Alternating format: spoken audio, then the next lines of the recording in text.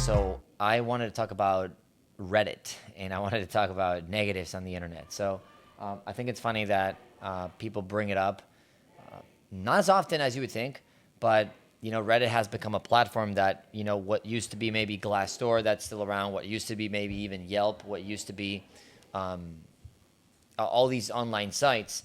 Reddit has become like more of a social club, right, where people kind of keyboard their thoughts and opinions, and it's entertaining, right? And somebody brought up to me, somebody that we work with brought up to me like, hey, there's like this video of you on Reddit, or this a picture that talks about MLM or pyramid schemes and stuff like that. And I thought it was funny because I remember running a meeting once about what's the difference between a real multi-level marketing company like Mary Kay or like any of these companies, compared to what we do. We work with Fortune 500 companies like AT&T or Verizon. We work with companies like Frontier that just got bought and purchased from Verizon for like $11 billion. And, of course, you would imagine they have a filter and they have a way that they work with companies to where, we actually employ our employees W-2. And it's a lot different than, 1099 or multi-level.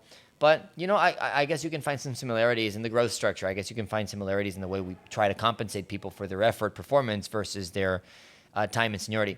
And I just think that made me think that you're just going to run into a lot of negatives. And I remember starting posting on our YouTube channel probably a couple of years ago, where like everything I did, I read a book called Buy Back Your Time by Dan Martrell. You can look it up. One of my favorite books. And it just talked about like, documenting everything you do. And so I started documenting every meeting. I started documenting every leadership gathering. I started documenting on video everything I was doing as I was on my trajectory. Like if you look at our career, probably when we had maybe 4 or 5 employees here in 2020 to where we went up to almost 1,000 now. I think it was 903 employees the last time I looked this week. All that journey from 0 to 500, like every week I was running meetings, I was engaged at every level of the business, and most of it is documented. I would have loved to have done a way better job. Most of it is documented. It's not perfect. The audio is not as good as it is now. The camera is not as good as it is now, but everything's documented, and it did create a lot of negatives online because a lot of people don't agree with what you do. And just like, if you're the president of the United States, you're going to have 50% of the country against you.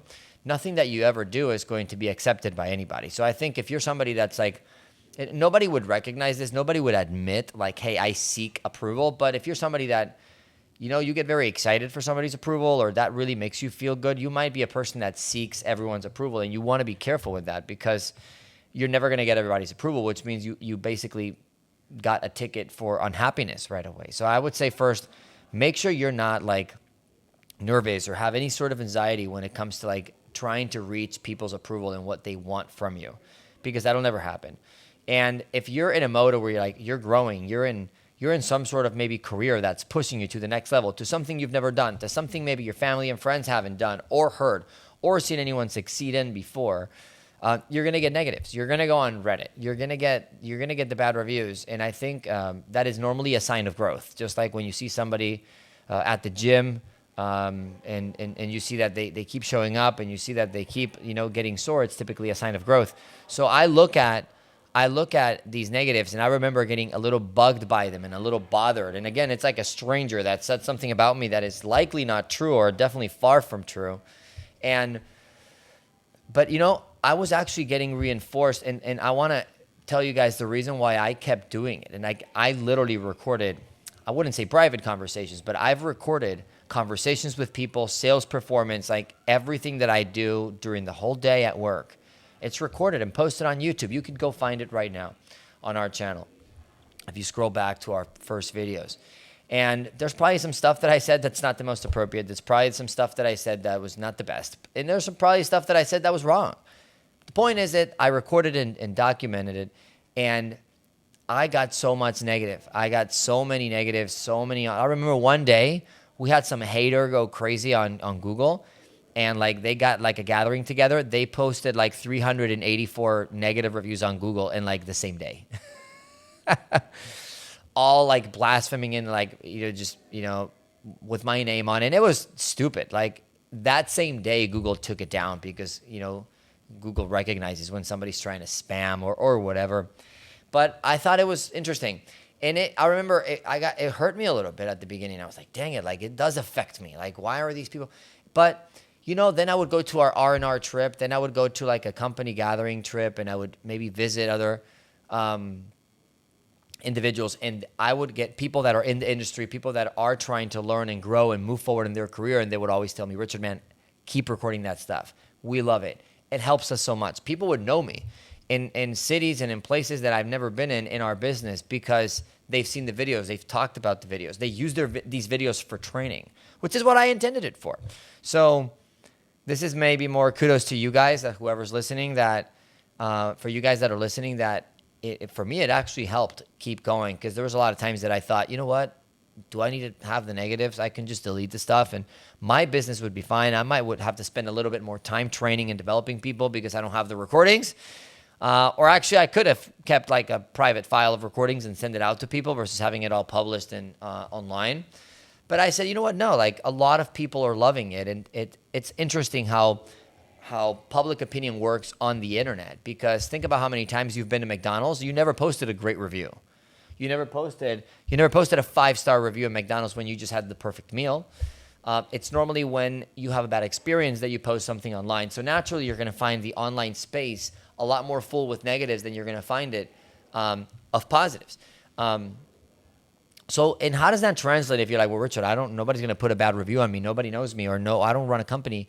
Well, it doesn't matter, because you're getting those negatives in some other format. Maybe your name is not on Reddit, but you're probably, if you're in the same growth mode, if you're trying to grow, move up in your career, again, you're trying to explore uncharted territory, places people haven't been in yet, in your surroundings, your family and friends are going to develop, again, not a hate trend, but like a little bit of a pushback, a little bit of a negative. Like, yeah, what you're doing doesn't work, or you're getting home too late, family's more important, you got to have work-life balance. You're going to experience some sort of negative. It's a lot harder to catch when it comes from loved ones, because they are untrained, and that is their preferred method of love, which is why it's so hard. It's like their way of loving you is protecting you from what you're pursuing. Which I know sounds contradicting, but they don't know the benefits because they've never explored it, or more than likely because they haven't done it themselves. So then it's almost like a reminder that they never took that risk, that they see you move up, or that they see you suffer, struggle, grow in a career that they never explored themselves, or they did but never long enough to actually see the whole path. So if you're somebody that maybe is getting criticism from family, criticism from friends, I would encourage you to keep going. Like, again, they love you. It's their way of showing love, but you want to ask yourself, hey, would I switch careers with them? If the answer is yes, then I would totally switch careers. But if you would not immediately switch careers with your friends and family that are giving you a little pushback on the hours you're working, on the effort you're putting, on how little money you're making, I wouldn't follow the advice. I would find advice, outsource advice from people that I would switch careers with, especially if it comes to career advice. And I think that's huge, because for me, I'm about to have a baby now, and like in the parenting world, I think it works the same way. Like, you'll go and, start, especially if you're a new dad, new mom, you'll start parenting your kids a certain way. And you'll also get the negatives when you go out into the world and things are not done the way you're doing them. And if you're inexperienced, like I am, I'm have a 2.5-year-old son, then you might feel bad. You're like, have I been doing this wrong? You'll doubt yourself. And that is also where negative creeps in, is through doubt. And it creeps in whenever there's a new experience or something that you should be bad at. You should be a bad, and I don't mean bad in an intentional way, but you should be not the most efficient parent if you're a brand new parent, right? Because you haven't had any experience. And you could say, Richard, but I've had experience babysitting and stuff like that. Well, it's not the same when it's your own child, right? And I think you also get negatives. You get negatives from the world. You get negative from other parents. You get negatives from maybe your parents. You get negative from the world. And I think that if you're somebody that you're currently encountering negatives and it's weighing on you, it's putting like a pressure on you, you have to let it go. The reason you feel that pressure is because you are trying to control the opinion of somebody to change, but you don't want to let go of what they want you to let go. You don't want to let go of your career and you want their opinion to change. Those two things are never going to happen. And if they do, they will never be under your control. So if you're somebody that, like I said, you're experiencing a lot of negatives, and essentially, if it's from people you like and love and whatever, you might have to get new friends temporarily, and if they're your real friends, they'll be back. They'll be still there when you go back to them, and maybe start tuning off a little bit from the world that is giving you the negatives, and you have to consider, like, hey, you know what? There's a positive to this. If I'm getting negatives, the world says this is a sign of growth.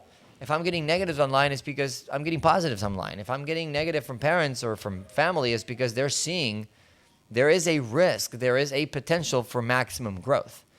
And it was a good reminder today, because I think it's good. And I think not enough people look at the negatives like as fuel for their growth. They normally look at it like an obstacle in front of them, versus learning. And again, you would only learn this from people that have overturned that, but learning how to grab this obstacle that is a negative, the heavier it is the more you care for it, and learning how to use it as fuel and put it behind you, behind the car, to propulse it, to like help you advance.